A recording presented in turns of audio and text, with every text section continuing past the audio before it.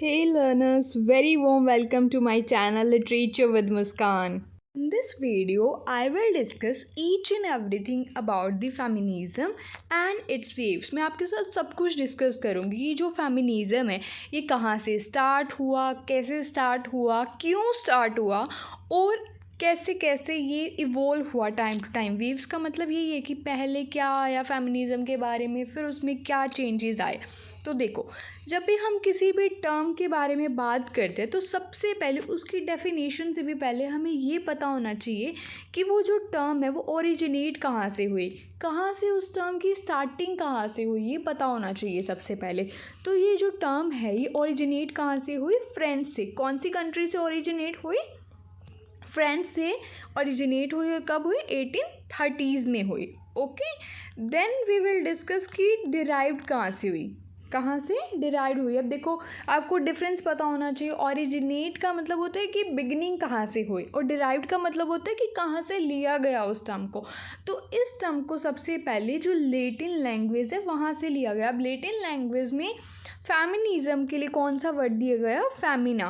क्या दिया गया? फेमिना, जिसका मतलब दिया गया वुमन। क्या दिया गया? वुमेन। अब देखो, मैंने यहाँ अलग से भी मेंशन किया आप लोगों के लिए कि आपको डिफरेंस पता होना चाहिए। ओरिजिनेट का मतलब क्या होता है और डिराइव्ड का मतलब क्या होता है, आपको कन्फ्यूज़न नहीं होनी चाहिए। ठीक है, आज मैं आपकी कन्फ्यूज़न क्लियर कर दूँगी। ओरिजिनेट का मतलब होता है कि बिगिनिंग कहाँ से हुई, कहाँ से सबसे पहले वो स्टार्ट हुआ, वो वर्ड, वो टर्म कहाँ से स्टार्ट हुई। तो वो टर्म कहाँ से स्टार्ट हुई? फ्रेंच में। ठीक है, उसके बाद फिर उसको लिया कहाँ से गया? लिया कहाँ से गया? लैटिन वर्ड से लिया गया, और वो लैटिन वर्ड कौन सा था? फेमिना, जिसका मतलब था वुमन। अब देखो, ओरिजिनेट भी हो गई, डिराइव्ड भी हो गई, अब फिर उसको यूज़ भी तो करेगा ना कोई, तभी तो वो व्यूवर्स तक आएगी, वो लर्नर्स तक पहुँचेगी, उनको राइट्स के बारे में पता लगेगा। तो फर्स्ट टाइम ये यूज़ की गई चार्ल्स फोरियर ने यूज़ की थी। किसने की थी? चार्ल्स फोरियर ने, जो कि एक फ्रेंच यूटोपियन सोशलिस्ट थे। अब देखो, आप सोचोगे कि इन्होंने क्यों यूज़ की, तो हम यहाँ पे डिस्कस करेंगे कि इन्होंने क्यों यूज़ की। देखो, जो ये पर्सन थे ना, इन्होंने रियलाइज़ किया, इन्होंने फील किया कि जो ये वुमेन है ना, इनके साथ बहुत ही अनफेयर ट्रीटमेंट किया जाता है। कि देखो, पूरी सोसाइटी ही पेट्रार्कल सोसाइटी है, जो सारे राइट्स हैं वो सिर्फ मेल ही लेते हैं। इतनी मेल डोमिनेटेड सोसाइटी होती थी पहले। देखो, जो उन गर्ल्स हैं उनको फोर्स किया जाता था मैरिज के लिए। इवन उनको 10 ईयर्स की गर्ल्स को भी 11 ईयर्स 12 ईयर्स, मतलब टीनेजर एज में ही उनकी शादी कर दी जाती थी, वो भी उनकी मर्ज़ी के बिना। उनसे इतने ज़्यादा एज के किसी लड़के के साथ शादी कर दी जाती थी।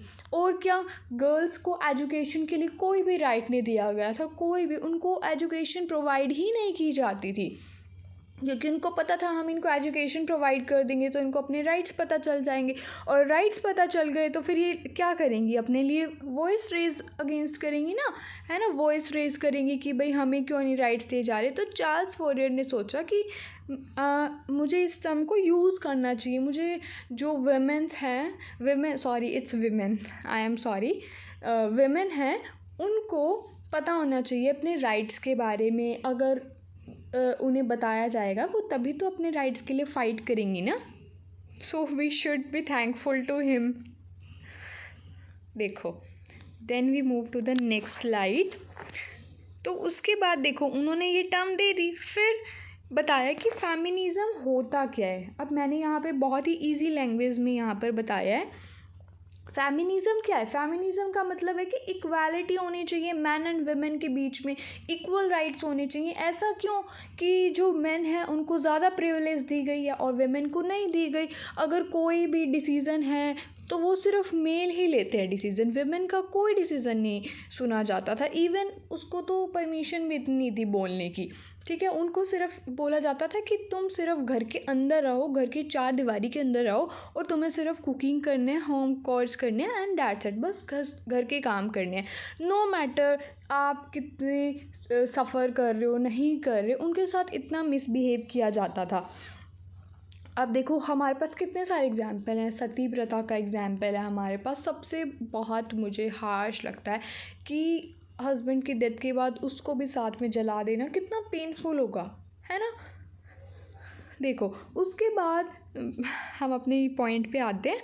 किसके बारे में? Freedom from patriarchal control. ये सबसे इम्पॉर्टेंट है। फ्रीडम के लिए फ़ाइट की गई। जो पेट्रार्कल मतलब जो मेल्स हैं वो ही क्यों हमारे लिए डिसाइड करें कि हमारे लिए क्या सही है क्या नहीं है। जो वुमेन है वो अपने लिए क्यों नहीं स्टैंड ले सकती? वो भी तो ले सकती है ना। अगर देखो कोई गर्ल है, उसको अभी नहीं शादी करनी, वो विलिंग नहीं है, तो उसकी फोर्सफुली शादी क्यों करवाई जा रही है? Even she is not mentally and physically ready for the marriage, but still उसकी मैरिज कर दी जाती थी। फिर इसके बाद देखो मैंने अलग से भी दिखाया है कि फेमिनिज़्म का मेन पर्पस किस किस चीज़ के लिए फ़ाइट करना था। Right to vote. सबसे पहले तो क्या था? वोट करने का राइट ही नहीं था। वुमेन को तो पता ही नहीं था इन चीज़ों के बारे में। उनको पॉलिटिक्स में किसी में भी इन्वॉल्व नहीं किया जाता था। फिर उन्होंने फ़ाइट की कि भाई हम भी वोट करेंगे, ठीक है। अगर वो वोट करेंगी तो फिर वो अपनी डिमांड भी रख पाएंगी कि हमें क्या राइट्स चाहिए, हमारे लिए क्या फैसिलिटीज़ प्रोवाइड करवाओ, ठीक है, ये सब कुछ। फिर उसके बाद right to education, most important. देखो जब हम किसी चीज़ के बारे में एजुकेट होएंगे, हम किसी चीज़ के बारे में एनालाइज करेंगे, रिसर्च करेंगे, तभी तो हमें पता लगेगा ना। अब देखो हमारे पास है right to education, right to freedom हमारे पास है ना। तो अगर हमें मान लो हमें अपने राइट्स के बारे में पता ही नहीं होगा तो हम फाइट कैसे करेंगे? वैसे तो हमें कोई मान लो मेल डोमिनेटिंग सोसाइटी, तो वो हमें बोल देंगे कि नहीं, वुमेन के लिए तो ना कोई राइट बनाया ही नहीं गया। अगर आपको कोई अब्यूज़ कर रहा है तो उसके लिए कोई भी राइट नहीं है। क्योंकि पहले तो ये था, अब्यूज़ बहुत ज़्यादा किया जाता था, torture, violence, everything. But women को तो पता ही नहीं था कि हमारे लिए कॉन्स्टिट्यूशन में ये राइट्स एग्जिस्ट भी करते हैं। तो वो फाइट कैसे करेंगी? नहीं कर पाएंगी। उसके बाद right to work here means कि वो घर से बाहर जाकर भी काम कर सकती हैं। They can work, they can earn, ठीक है। उसके बाद पेट्रार्कल बाइसेस का मतलब होता है कि सिर्फ मेल्स है वो ही डिसाइड करेंगे कि क्या है, वही सारे रूल्स बनाएंगे। लेकिन नहीं, इस चीज़ को डिनाई किया गया कि ये नहीं होना चाहिए। जो विमेन हैं उनकी भी इक्वली इम्पॉर्टेंस होनी चाहिए रूल्स को बनाने में, डिसीज़न को लेने में। उसके बाद जो ये फेमिनिज़्म है, ये प्रमोट क्या करता है? ये प्रमोट करता है विमेन की वॉइस को, कि जो विमेन है वो अपनी वॉइस को कैसे रेज़ कर सकती हैं, ठीक है। अब देखो फिर बाद में टाइम टू टाइम उसके बाद अब क्या गया, फेमिनिज़्म में LGBTQ इश्यूज़ को भी इंक्लूड किया गया। देखो एंड इंटरसेक्शनैलिटी, ये कुछ एक दूसरे से क्या है, इंटरकनेक्टेड है। पहले हम बात कर लेते हैं LGBTQ इश्यूज़ से। देखो अब सबको पता है इस चीज़ के बारे में, lesbian, gay, transgender, everyone knows about these terms, है ना। लेकिन पहले के टाइम में भी ये चीज़ें एग्जिस्ट करती थी। बट क्या था, लोगों ने इस चीज़ को बहुत ज़्यादा टैबू बना रखा था। कोई भी इस बारे में बात ही नहीं करना चाहता था। इवन दो अगर कोई बता भी देता था, लाइक कोई गर्ल है उसने बता दिया कि आई ऑल्सो लाइक गर्ल, तो लोग ऐसा शॉकिंग रिएक्ट करते थे, उसको बहुत ज़्यादा बुरा ही फील करवा देते थे कि ये क्या कर रहे हो तुम, लाइक जैसे कि उसने बहुत कोई बड़ा पाप कर दिया, ऐसे उसको फील करवाते थे। और उसकी फोर्सफुली किसी भी मेल से मैरिज करवा देते थे, ऐसा होता था। अभी भी होता है बहुत जगह, लेकिन अब क्या हो रहा है, धीरे धीरे हमारी सोसाइटी इस चीज़ के बारे में अवेयर हो रही है, सपोर्ट कर रही है इस चीज़ को, ठीक है।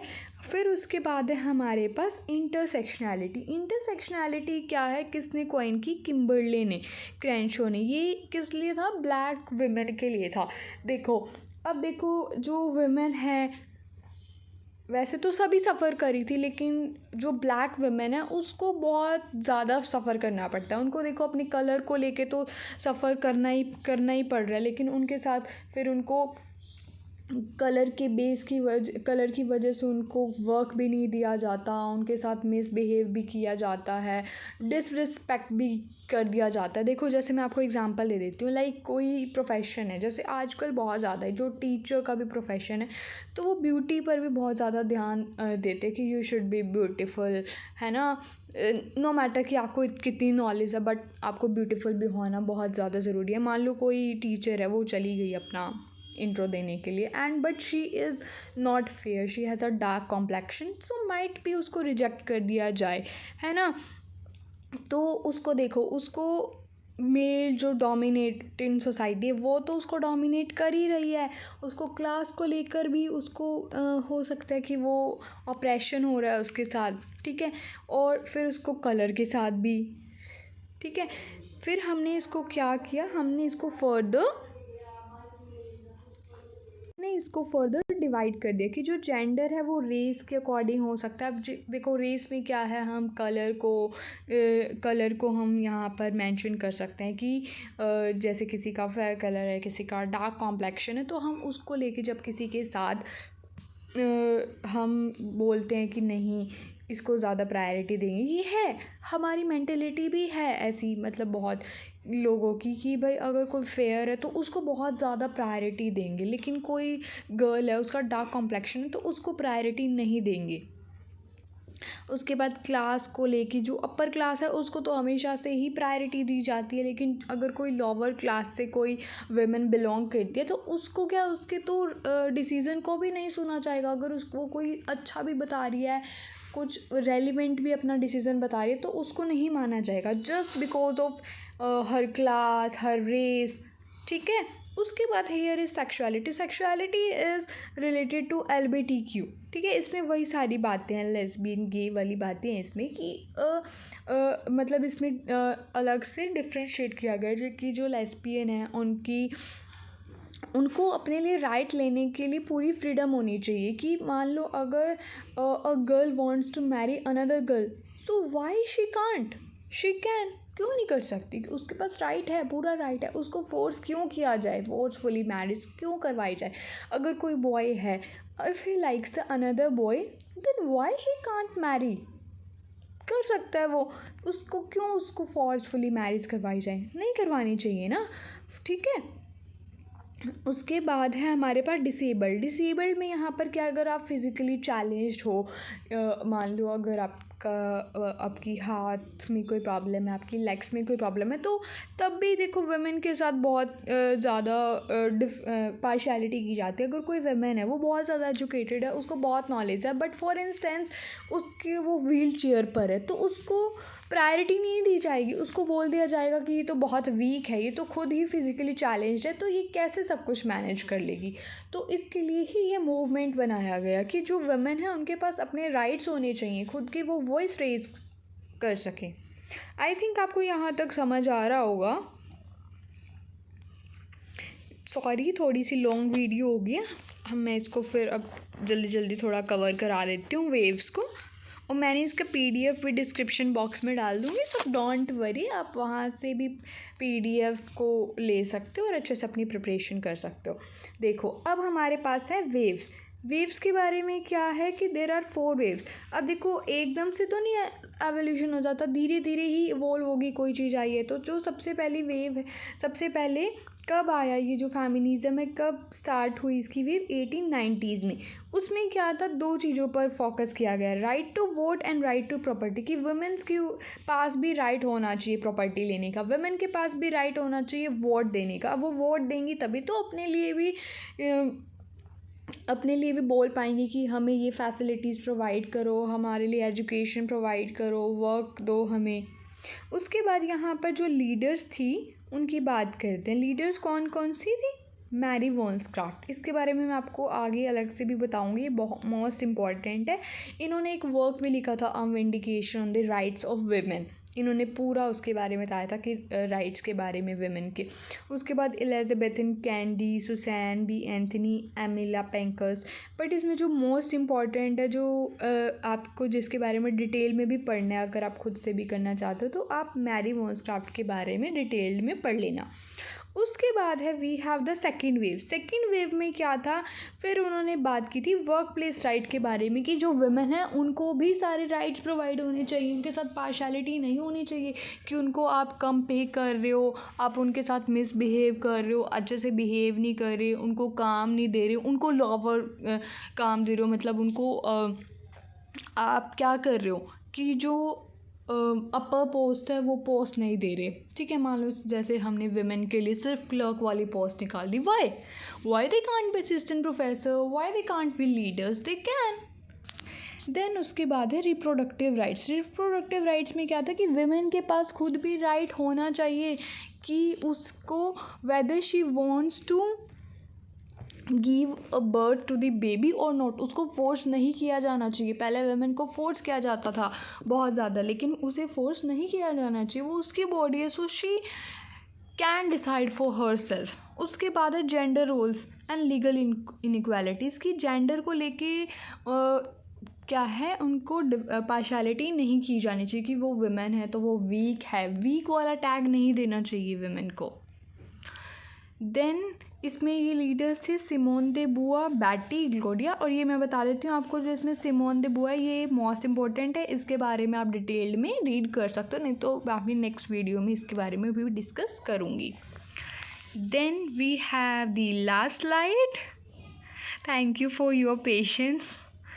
देखो थर्ड वेव फिर आई हमारे पास, रेबिका वॉकर लेकर आई थी third wave.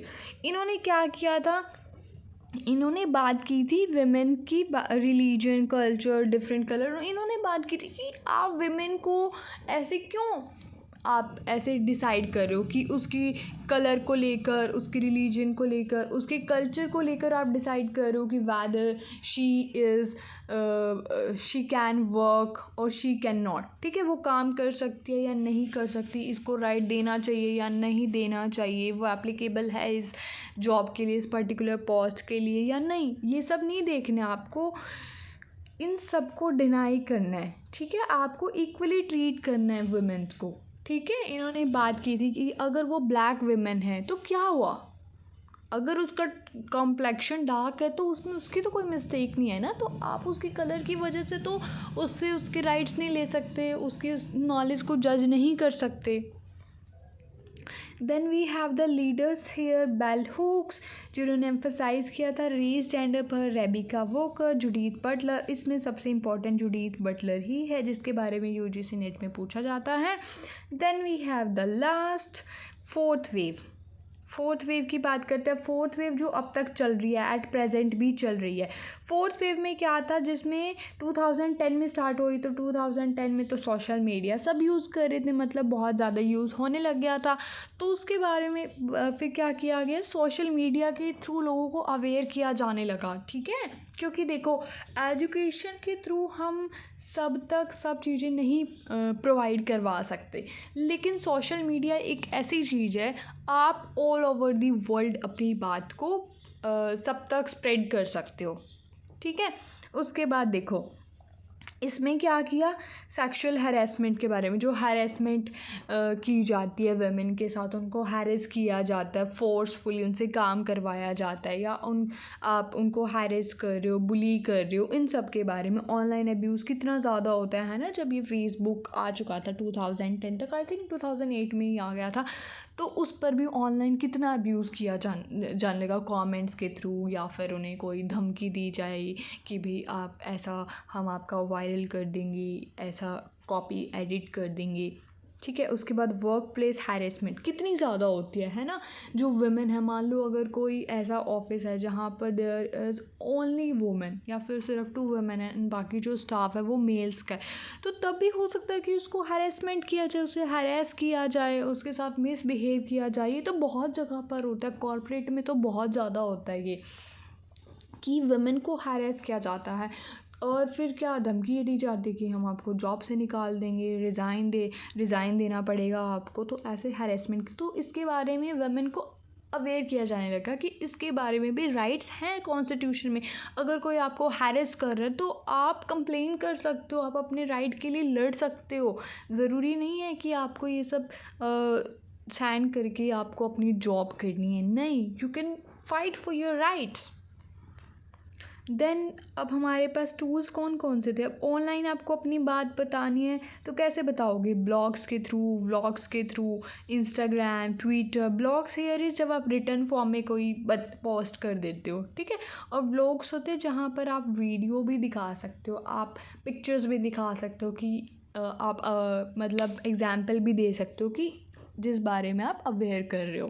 So this is all about the feminism and it's waves, and I hope आपको ये अच्छा लगा होगा। PDF डिस्क्रिप्शन बॉक्स में है, आप वहाँ से डाउनलोड कर लेना और पढ़ लेना. Thank you for watching and don't forget to like, share and comment and subscribe too.